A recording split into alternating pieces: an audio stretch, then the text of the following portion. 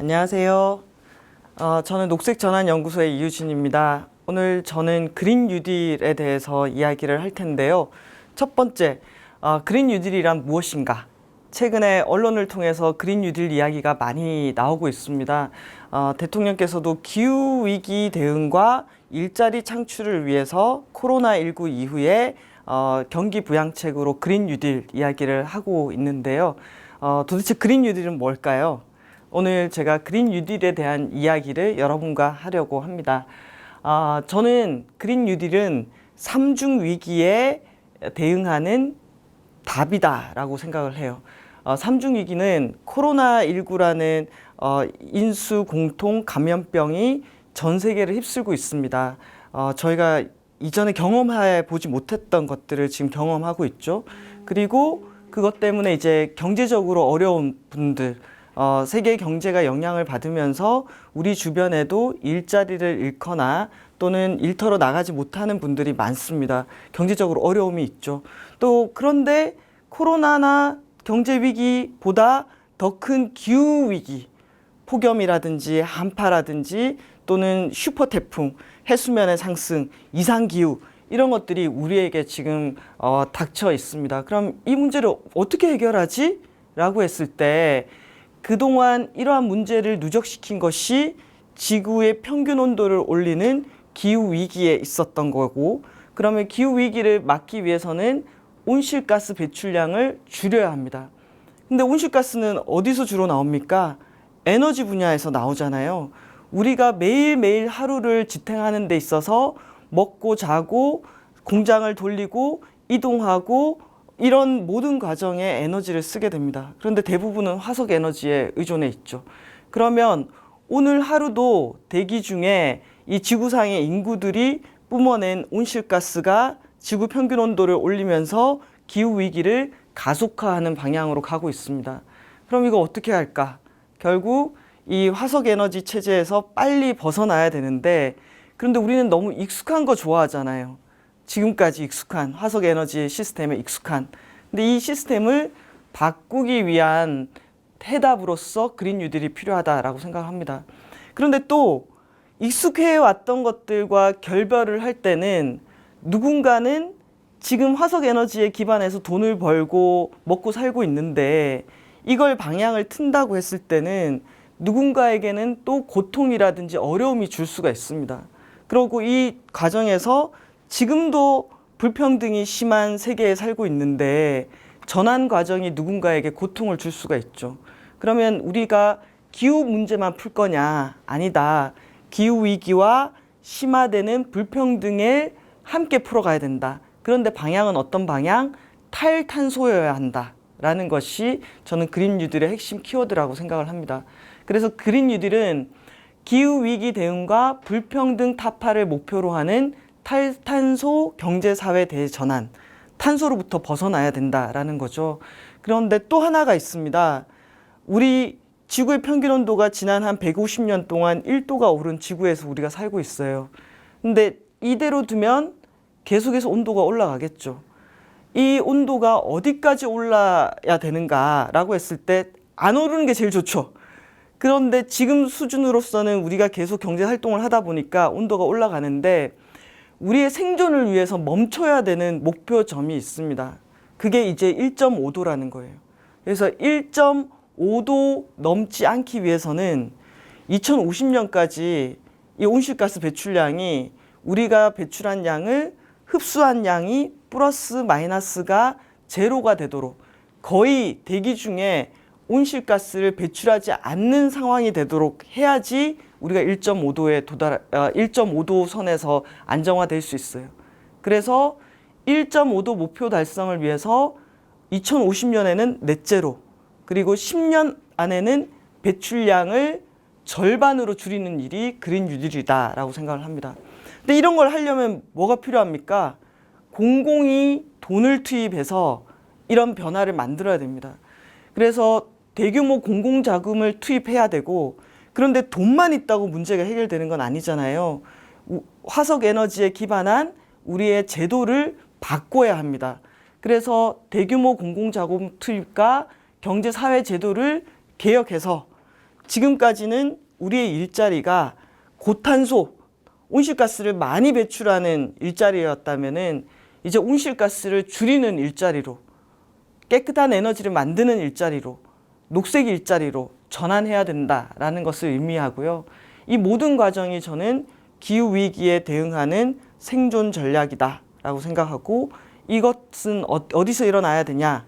정부만 한다고 해서 되는 일이 아니라 우리나라 지역 곳곳에서 일어나야 되기 때문에 지역이 이러한 위기, 기후위기든 코로나든 경제위기든 지역 스스로 이런 위기를 회복할 수 있는 능력을 기르는 것이다 라고 생각을 합니다. 그래서 우리에게는 이번에 코로나19 왔고 경제적으로 많이 힘든 상황입니다. 근데 이 상황에서 이번 여름에 2018년도와 같은 폭염이 온다고 생각해 보세요. 여러 이 위기가 중첩되어 있고, 지금 코로나19로 인한 사람들의 스트레스, 특히 여성들 같은 경우에는 육아와 일 이런 것들을 병행하면서 받은 스트레스, 실업의 스트레스 이런 것들이 많은 상황입니다. 우리는 지금 현재 위기의 시대에 처해 있고, 이 위기의 시대에는 이 시대를 돌파하는 새로운 방법들이 필요합니다. 그래서 우리는 지금 이 시기에 그린 뉴딜을 이야기하는 것이다 라고 생각합니다. 이게 방금 제가 그린 뉴딜에 대해서 설명을 한 것이라면은 요 뒤에 있는 내용들을 통해서 좀 부연해서 내용들을 보도록 하겠습니다. 84년도의 북극의 면적과 2016년도 절반이 녹았습니다. 그래서 이 속도가 매우 빠르다라는 것들, 기후위기가 먼 미래가 아니라 지금 와 있다라는 것들을 보여주는 거고요. 이번 2020년은 정말 좀 힘들게 시작하는 것 같습니다. 호주의 산불 어마어마한 규모로 확산되더니 그 뒤에 코로나19가 왔고 전 세계가 이 위기를 같이 경험하고 있다라고 할 수가 있는데요. 특히 이번 겨울은 경향신문 1월 27일자 뉴스인데요. 이상한 겨울이었습니다. 너무 따뜻했습니다. 사막에 눈이 오고 핀란드는 파릇파릇하게 이렇게 지금 이게 막 초록의 싹들이 돋아 있지 않습니까? 핀란드 엄청 추운 나라인데 세계 곳곳이 이상한 겨울인데 실제로 데이터를 봤더니 141년 만에 가장 따뜻한 겨울이었다고 합니다. 매번 기상 관측 이래 가장 따뜻한, 기상 관측 이래 최대의 태풍, 기상 관측 이래 가장 뜨거운 여름, 이런 기록을 갱신하는 상황 속에 우리가 살고 있고요. 이게 2019년도의 기후재난 피해 현황입니다. 보면은 지역이 나와 있고 홍수라든지 사이클론, 그리고 이 허리케인, 그 다음에 뭐 산불 이런 것들 때문에 상당한 규모의 피해 그리고 사망자가 나타났다라고 보시면 됩니다. 이 데이터를 보면 좀 특이한 것은 피해 비용은 선진국들, 아무래도 재산으로 이렇게 이 금액으로 치환할 수 있는 것들이 많다 보니까 피해액은 선진국들에 몰려 있는데, 이렇게 사망자 수가 많은 곳은 인도라든지 남아프리카 이렇게 되어 있습니다. 그 가난한 나라에서는 사람이 많이 죽고, 또 뭔가 부유한 나라에서는 재산상의 손실로 금액 피해가 크다라는 것들을 여기서 좀 보여줄 수 있는 것 같은데요. 그랬을 때 이런 변화, 이런 급격한 변화를 인류가 겪은 지는 그리 오래되지 않았다라는 겁니다. 우리 조선시대에는 에너지 뭐로 썼을까요? 조선시대에는 나무 태웠잖아요. 나무 태워서 따뜻하게 난방도 하고 밥도 하고 다 했을 겁니다. 그러다가 이제 이 1900년대 이 시점부터 시작해서 이게 석탄이고요. 이게 석유고 이게 가스입니다. 보면 실제 인류가 이 화석 에너지 사용량이 1950년대를 기점으로 이렇게 확 올라가는 거 보이시죠? 우리도 70년대 고도 성장 시기에 에너지 소비량이 막 늘었습니다. 우리 에너지원도 변했죠. 난방으로 연탄 사용하다가 이제 가스 사용하고 있고, 확실한 것은 아주 짧은 시간에 땅속 깊숙이 묻어있던 석유나 석탄이나 가스 같은 화석 에너지를 우리가 확 꺼내가지고 대기 중에 태우기 시작했다라는 거고요. 그러다 보니까 대기 중에 온실가스 농도도 이런 식으로 대기 중 온실가스 농도 1만 년의 기록을 보면은 2000년대 부근으로 들어서서 이렇게 급격히 CO2 농도가 올라가고 있다라는 것들을 알 수가 있습니다.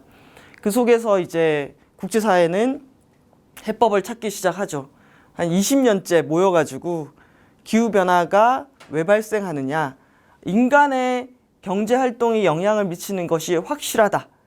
인간의 어떤 경제활동, 화석에너지를 연소하거나 대기 중에 온실가스를 뿜어내는, 예를 들면 메탄가스 같은 경우 이런 것들. 그러면 이 총 배출량을 제어를 해야겠는데 누가 먼저 줄일 거냐, 어떻게 줄일 거냐, 얼마나 줄일 거냐 가지고 논의를 많이 해왔고, 그 결과 우리가 교토의정서란 걸 만들었죠. 교토의정서는 온실가스를 많이 배출해온 선진국이 먼저 줄이는 것으로 교토의정서가 진행이 됐었고요.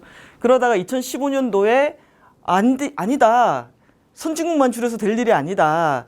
모두가 줄여야 된다라고 해서 파리협정이 만들어졌습니다. 그리고 그 파리협정에서 이런 논의가 됐었죠. 산업화 이전과 비교해서 이제 평균온도 지금 현재 1도 정도 올랐는데, 자, 이제 우리가 생존을 위해서는 몇 도 이상 오르지 않도록 해야 된다. 그 논의가 2도에 맞춰져 있다가 파리협정 때, 야, 2도 좀 너무 아니란 목표인 것 같은데, 아니다, 1.5도까지 제한하도록 노력해야겠다라는 논의가 파리협정 때 얘기가 되고요.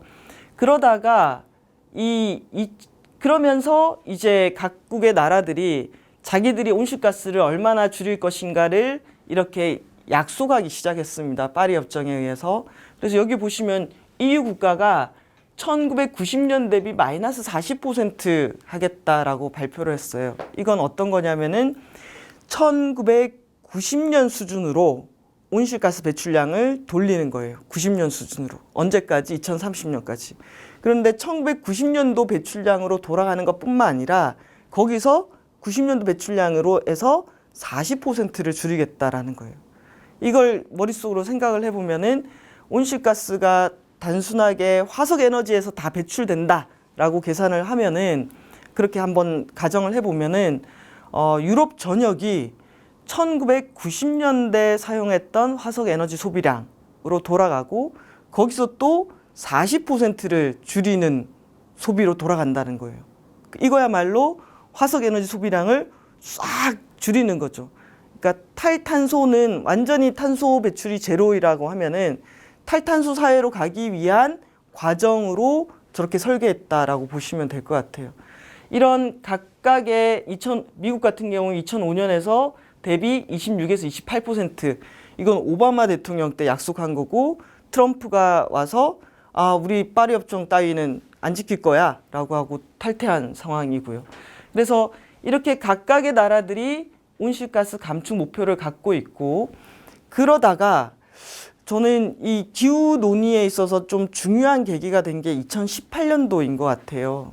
이제 2018년도에 기후 변화에 관한 정부 간 패널이라고 해서 IPCC라는 곳이 전 세계 과학자들이 이렇게 모여서 기후 변화에 관한 이런 과학적인 보고서들을 발간하고 있습니다.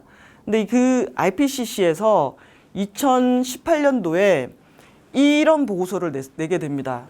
자, 1.5도일 때 지구에 어떤 일이 발생하고 2도일 때 지구에 어떤 일이 발생하는지를 미리 시나리오를 통해서 전망을 해보고, 그 전망에 따라서 우리가 어떤 사회로 가야 될지에 대해서 아주 깊이 있는 보고서를 내게 됩니다.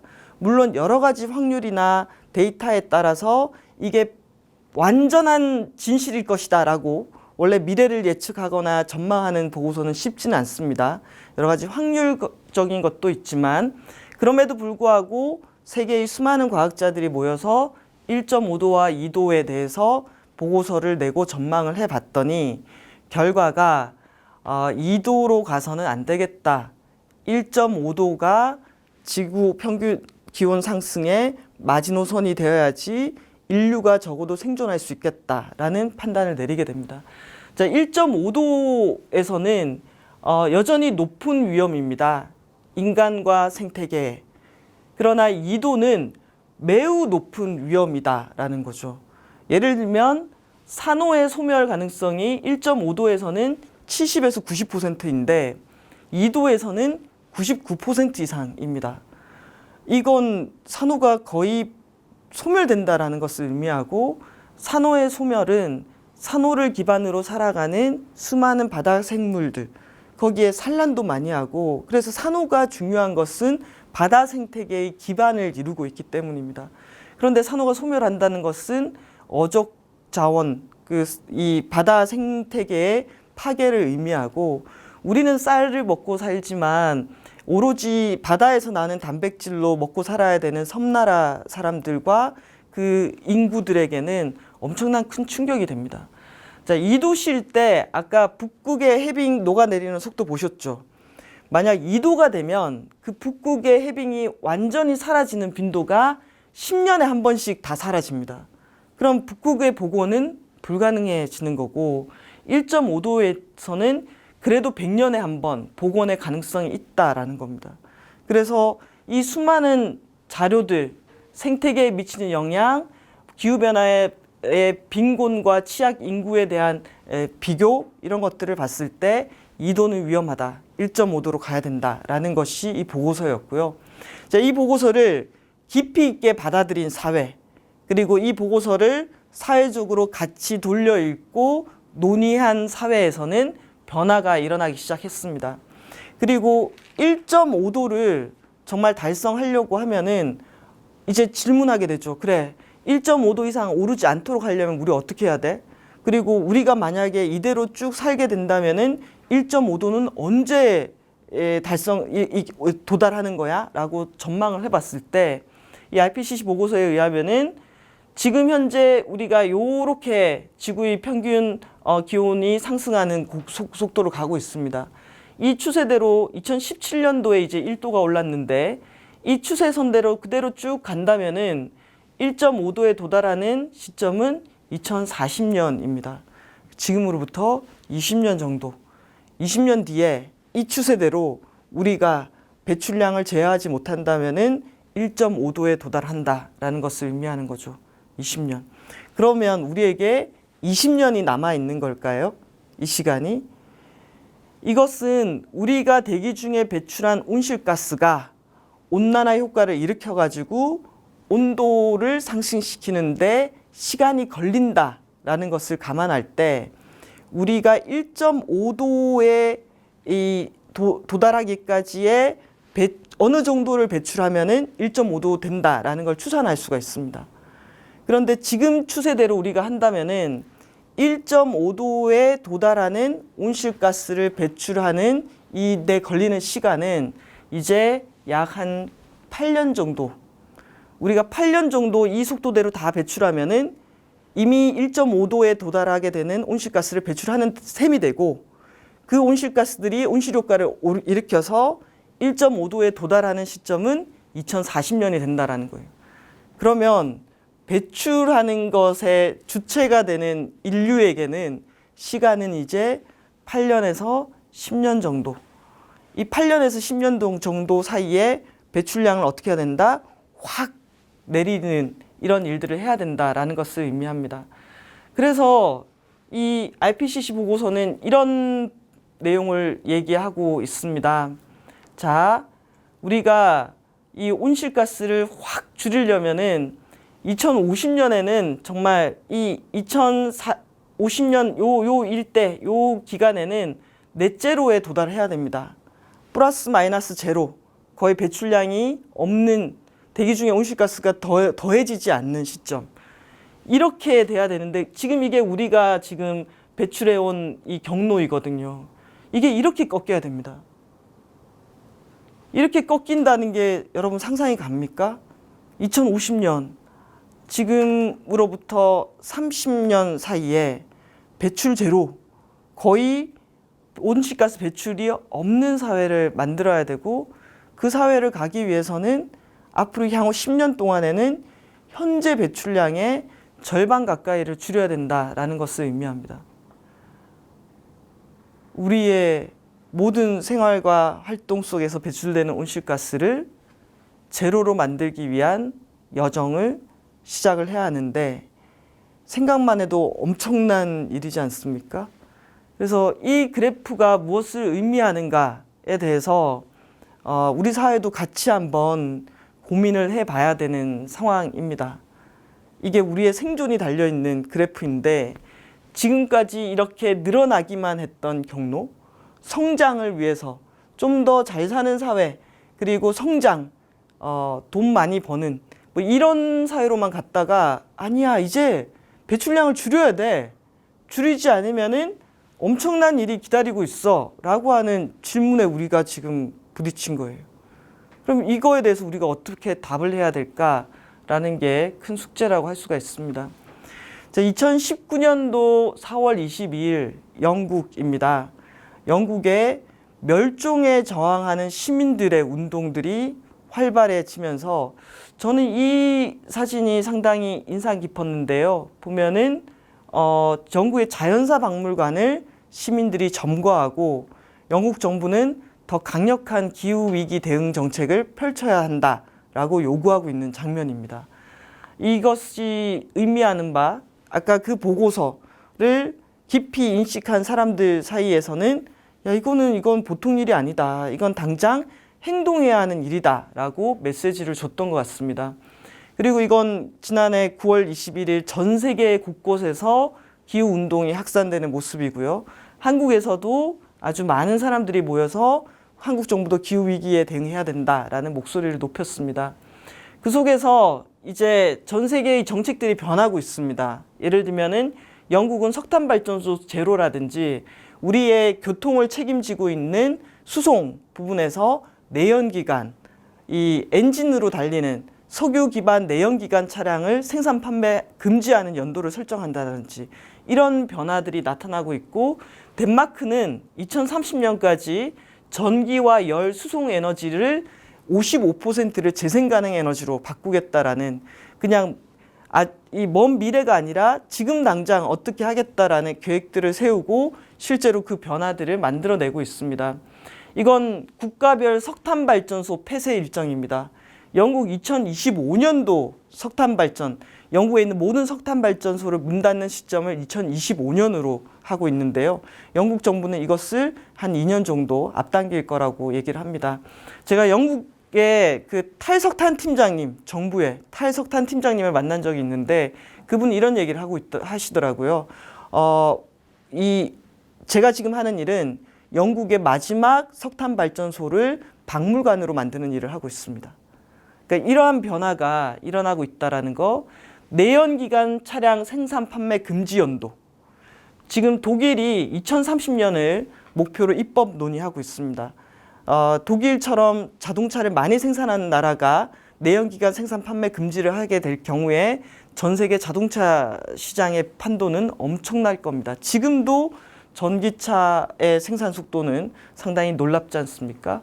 비행세를 도입하는, 비행기를 한번 타게 되면은 엄청난 양의 온실가스를 배출하기 때문에 비행세 도입에 관한 논의, 그리고 독일 같은 경우에는 이 육식이, 특히 과도한 쇠고기의 섭취가 기후 변화에 미치는 영향 같은 것들 때문에 육류세 도입 같은 것들을 논의하고 있습니다. 이것은 온실가스를 줄이기 위해서 여러 가지 제도를 도입하고 있다라는 거, 이런 것들을 보여주고 있는데요. 그러면서 우리나라 안에서도 이제 엔진이 필요 없는 차 시대를 앞당긴다. 자동차 시장이 엄청나게 빠르게 변하고 있죠. 거기에 플러스해서 전력 산업도 기존의 원자력과 석탄 중심이 아니라 재생 가능 에너지가 들어오면서 소비자들이 직접 자기가 태양광을 생산하고 생산한 전기를 사용하거나 아니면 판매하는 이런 다양한 이 전력 시장의 변화가 일어나고 있습니다. 그리고 재생 가능 에너지도 빠르게 발전을 했습니다. 제가 2010년도에는 풍력 발전기가 한 2메가와트 정도 됐던 것 같은데요. 최근에는 12메가와트 정도 용량이 큰 해상 풍력 발전기가 나오고 있습니다. 보면 원자력 발전소 한 기가 1000메가와트라고 할 때 풍력 발전 2메가와트로 원전 하나를 대체하려면은 500개 정도를 꽂았어야 됐거든요. 10년 전에는. 근데 지금은 12메가와트 정도입니다. 그럼 이제 80개 정도로 용량이 커지면서 줄어든 거죠. 그래서 태양광이나 풍력이나 바이오 에너지나 재생 가능 에너지 기술이 발달하면서 이제 우리가 온실가스를 확 줄이는 사회가 아주 불가능한 것은 또 아니다라는 것들을 보여주는 것 같습니다. 그러면서 기업들도 100% 재생 가능 에너지로 물건을 생산해서 팔겠다라고 하는 아리백 같은 기업들도 나왔고, 실제로 애플 같은 기업이 아리백을 선언하면서 애플에 납품을 하는 SK 하이닉스에게도 재생 가능 에너지로 물건을 만들어 달라라고 하는 이런 요구가 일어나고 있습니다. 자, 지금까지가 이제 기후 위기에 맞서서 각각의 나라들이 정책을 만들고 이 규제를 하고 에너지를 전환하는 건데요. 여기에 동시에 이렇게 기후가 규제로 다가왔을 때 누군가 준비되지 않은 사람들에게는 고통이 될 수 있다라는 거죠. 그래서 예를 들면 프랑스의 노란조끼 운동 같은 경우 위류세 인상에 대해서 아주 강한 이 반대 시위가 일어났었습니다. 그런데 또 이분들이 얘기하기로는 이런 얘기를 해요. 우리도 기후 위기가 두렵다. 기후 문제가 심각하다고 생각한다. 그런데 프랑스 정부가 부유세 같은 이런 것들은 인하하면서 기후 위기에 대한 책임을 유류세 인상으로만 풀려고 하는 것은 문제가 있다. 결국 불평등이 완화되고 다 같이 좀 잘 살 수 있는 사회가 되지 않은 상황에서 기후 규제만으로는 이 문제를 풀 수 없다라는 이런 메시지가 온 겁니다. 저도 환경운동을 오래 하면서 온실가스 줄여야 됩니다. 에너지 전환해야 됩니다. 이런 얘기를 많이 해왔지만 동시에 우리가 먹고 사는 문제가 매우 중요합니다. 그럼 사람들에게 어떤 방식으로 먹고 사는 사회를 만들어 줄 것이냐. 그리고 혼자만 살 수 없잖아요. 누구에게만 부가 몰리는 것이 아니라 어떻게 하면은 좀 더 평등해지면서 삶의 조건들을 같이 갖춰줄 수 있는가. 이제는 이 두 가지를 같이 고민하지 않으면은 기후 문제도 해결할 수 없다라는 겁니다. 이건 네덜란드에서 농민들이 고속도로를 점거하면서 농업 분야의 온실가스 줄여야 되는 거 안다. 하지만 우리를 비난만 하지 말고 우리가 어떻게 온실가스를 줄일 수 있는지에 대해서 대안도 같이 얘기해야 된다라고 하면서 시위하는 장면입니다. 그래서 저는 불평등과 먹고 사는 문제, 기후 문제 같이 풀어야 된다라고 생각하고, 우리나라에서도 우리나라의 불평등 문제 정말 심각합니다. 그리고 부동산 문제 이런 것들도 계속 심각하죠. 그래서 이런 문제들과 동시에 기후 우선순위라고 얘기하지만 우리는 하루에 산재로 사망하는 사람이 3명입니다. 그리고 비정규직 차별이라든지 과로사라든지 빈곤으로 인한 자살, 이런 것들이 우리 사회의 또 하나의 문제입니다. 농업이 붕괴하는 거. 그래서 다른 문제 다 필요 없고 기후 문제만 중요해 라고 얘기할 수가 없는 거죠.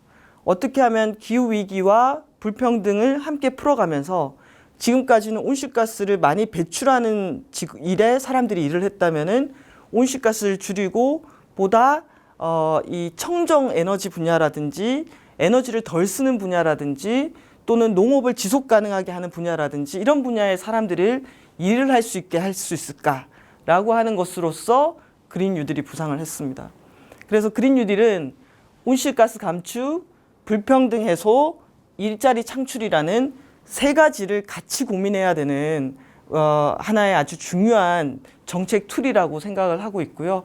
그래서 그린이라고 했을 때는 환경 문제를 발생시키지 않고 노동자와 빈곤층을 희생시켜서 소수에게 이익을 몰아주는 그런 방식을 얘기하는 게 아니다. 그린이 녹색만 얘기하는 게 아니라 이제 이 청정함과 깨끗함과 온실가스 감축과 불평등을 해소한다라는 것들이 하나가 또 있고요.